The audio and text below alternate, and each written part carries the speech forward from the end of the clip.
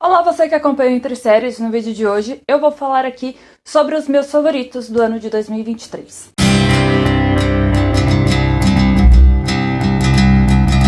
Como sempre, antes mesmo de eu começar a falar sobre esses favoritos, eu peço aqui para você curtir, compartilhar e se inscrever no canal, que é bem importante, ativar o sininho para receber todas as notificações de vídeos que estão postados aqui no canal.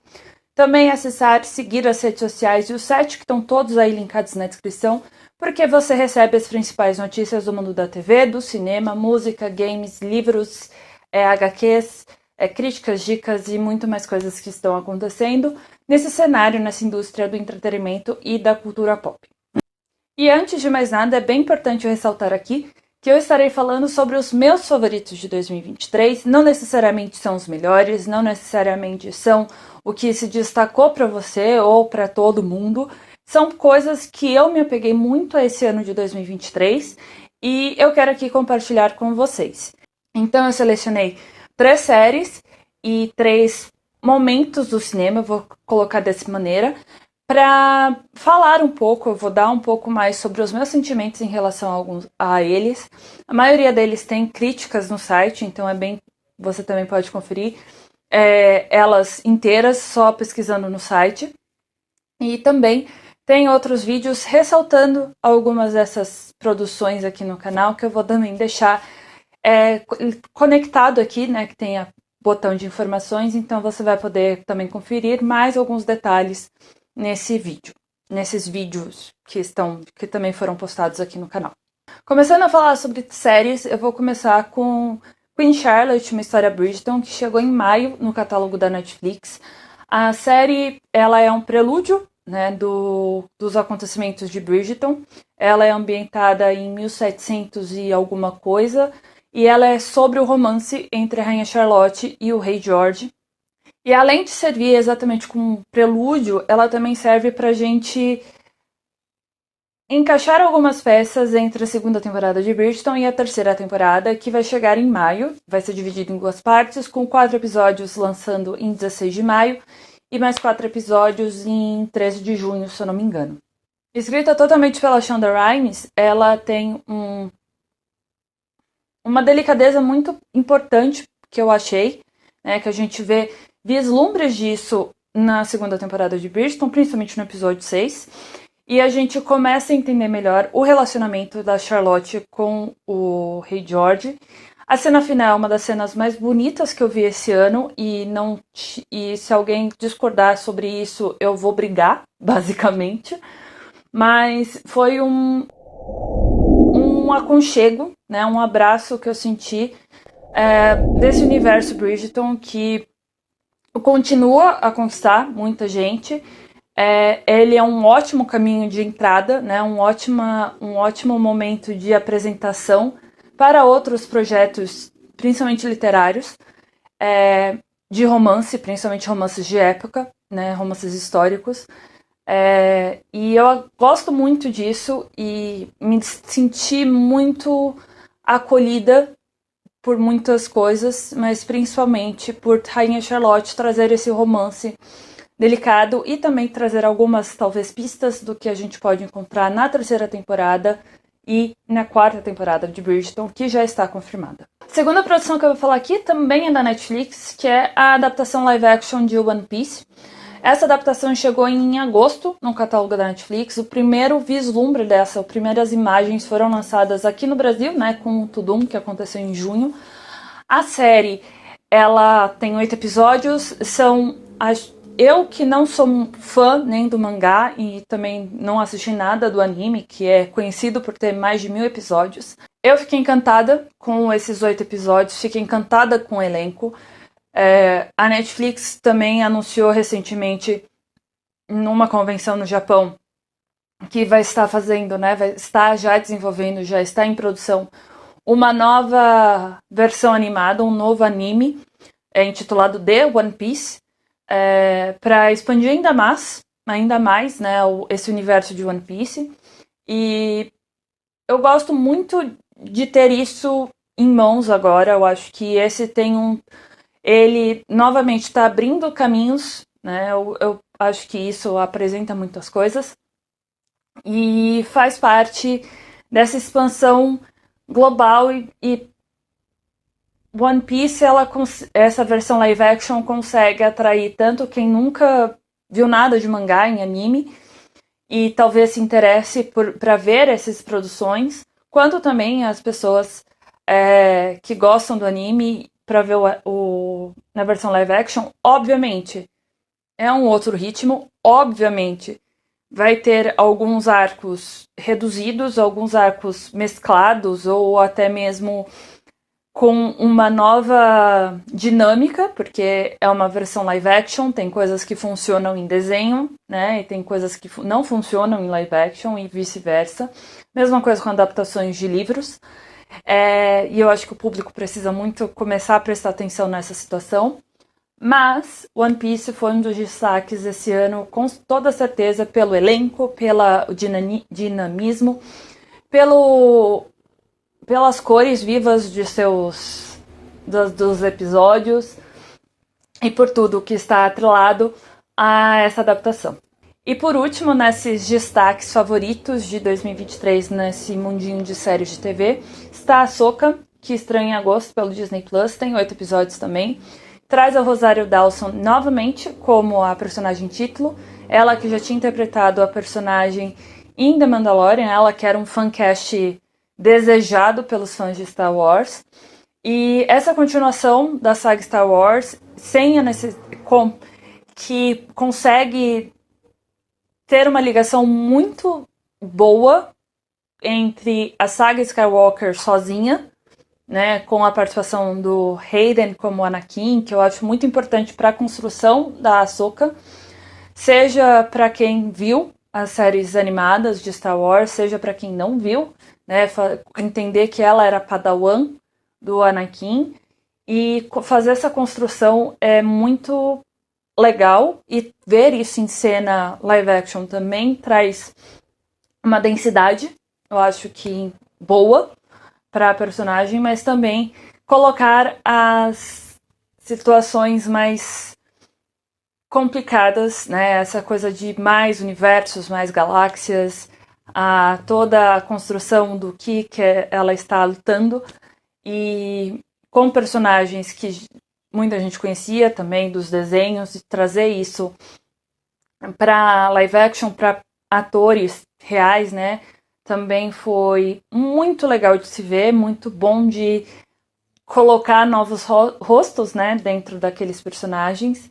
E eu espero muito que o universo Star Wars, e eu vou falar isso nos meus destaques para 2024, melhor, né, mais profundamente, mas eu gosto muito quando começa a ter uma certa ruptura, como aconteceu com Andor, também, ano passado, e esperando essa segunda temporada, de não precisar somente dos personagens da saga Skywalker, né, esse núcleo principal da saga Skywalker, para conseguir revitalizar a franquia em si.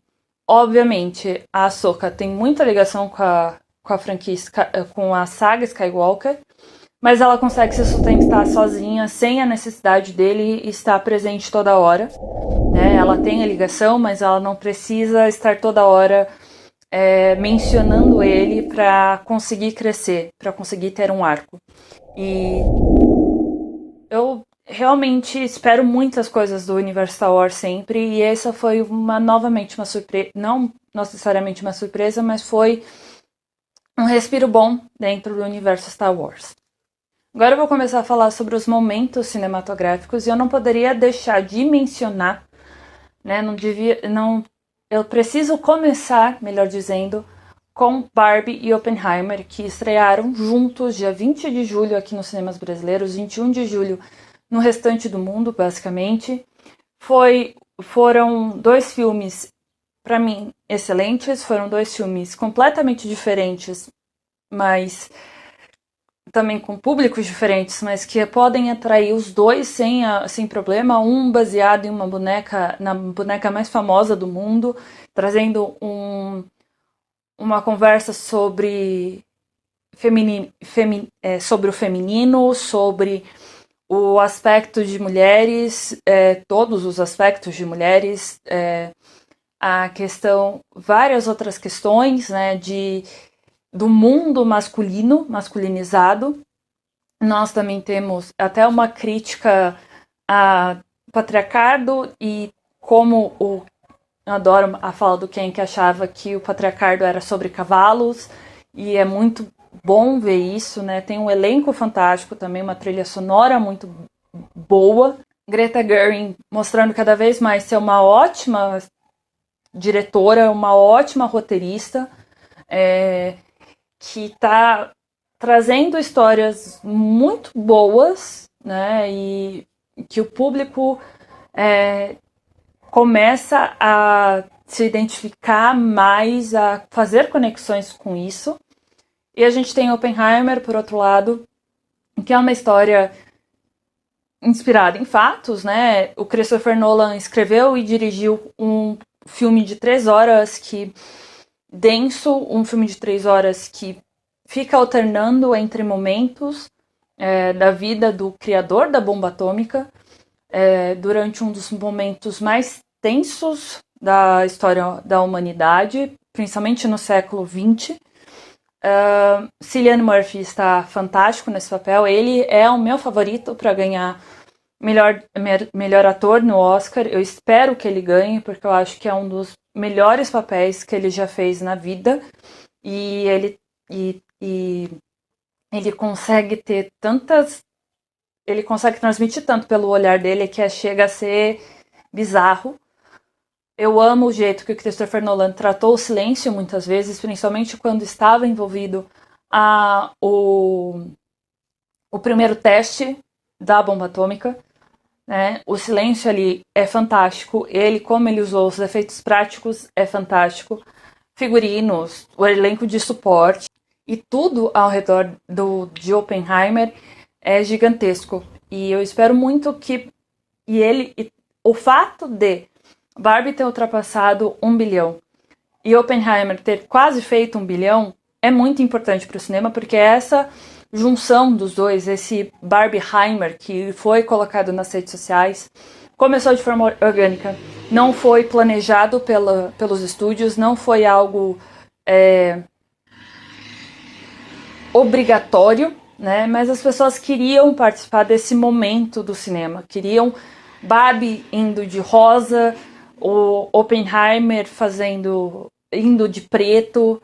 Então, todas essas situações foram orgânicas, foram importantíssimas para o cinema e mostrar que o público quer ir ao cinema, continuam a ir ao cinema e que os estúdios vão tentar recriá-los de várias maneiras, mas nunca... Eu não vou dizer nunca, porque nunca é uma palavra muito forte, mas vai ser muito difícil repeti-lo. Vai ser muito difícil fazer com que essa situação se repita de forma realmente orgânica. E isso é muito gostoso, isso foi muito gostoso de ter participado. Então, esse tem que ser um dos destaques de 2023. O outro é também uma junção de 2 filmes, que eu vou falar aqui, mas eles representam outros tantos filmes que são inspirados em livros, principalmente romances. E eu estou falando aqui de Perdida, que é a adaptação do livro da Carina Ricci, que é o primeiro livro de 6 livros, que chegou ao cinema dia 13 de julho e está disponível agora no Disney Plus e no Star Plus. E também Vermelho, Branco e Sangue Azul, que chegou em junho no catálogo do Prime Video. Os dois são romances diferentes, né? Um romance inspirado no mundinho de Jane Austen, mais brasileiro. E aí você pode entrar em várias questões sobre como foi construído esse mundo, mas... E aqui a suspensão da descrença eu acho que é muito importante para você conseguir visualizar qual é a ideia, tanto do livro quanto do filme. E Vermelho, Branco e Sangue Azul também tem ali um romance, né? Mas é um romance aquilano, que, como falam, é de 2 homens não de dois homens gays, mas de dois homens, porque entra ali nessa situação, entra nessa conjuntura homens bissexuais, que é o caso do Alex, que é o filho da presidente dos Estados Unidos nesse filme, com um homem gay, que é o caso do Henry, que é príncipe do Reino Unido. E eu acho que os dois, eles continuam a mostrar que há espaços para os romances, mostrando que romances são fortes dentro do mundinho cinematográfico, do gênero cinematográfico, e a gente tem que buscar cada vez mais isso, seja inspirados em fanfics, que também não são... As pessoas precisam parar de acreditar que todas as fanfics são ruins, colocar o termo fanfic de forma pejorativa. Mais do que isso, tem as questões de romances de época, como eu falei sobre Queen Charlotte, tem romances contemporâneos, tem outros tipos de romance também que a gente pode mergulhar de uma maneira tão profunda, e romances escritos por mulheres, para mulheres, é sempre bem importante pra gente abraçar tudo isso de uma maneira e o gênero parar de ser colocado como algo menor do que ele realmente é. E mostrar a força do romance, a força desses tipos de história que tem a sensação de acolhimento, e é o que mais importa no fim das contas. E por fim, eu vou falar aqui sobre um filme de terror, algo que eu não tô acostumada a gostar. Eu não sou uma pessoa que vai feliz assistindo filmes de terror, mas teve um filme de terror esse ano, que estreou em agosto desse ano, aqui no Brasil, que é o Fale Comigo, que na verdade é um filme de 2022, mas estreou esse ano no Brasil. É um filme australiano, que ele é incrível por sair da bolinha Estados Unidos-Reino Unido. Tem um elenco diverso, né? É protagonizado por uma mulher negra. No elenco tem um homem trans. E mais do que tudo isso, é um filme que mostra os adolescentes todos meio doidos das ideias, né? De falar, ai, que legal, vou ali cumprimentar a mão, fale comigo. Mas também lida com luto, lida com o running out of time, né? A corrida contra o tempo. E mais do que tudo isso, eu acho que é um filme bom que deu aquele novo ar, né? Aquela soprada nos pulmões pro gênero de terror em muitos aspectos, e mostra o poder, novamente, desse gênero, que tem uma razão por ele ser tão adorado por milhares de pessoas e geralmente fazer milhões de bilheteria com orçamentos risíveis perto do que Hollywood gasta em alguns projetos. O vídeo de hoje fica por aqui. Eu espero que você goste, que você compartilhe, que se inscreva no canal, caso não seja inscrito, ativar o sininho para receber todas as notificações. Também assista aos vídeos que eu vou deixar aqui linkados na partinha de informação, para você conferir mais detalhes de alguns desses projetos.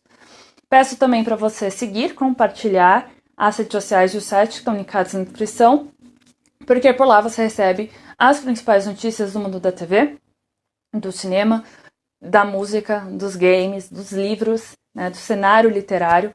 Também tem críticas, dicas, opinião e muitas outras coisas que estão acontecendo no mundo do entretenimento e da cultura pop.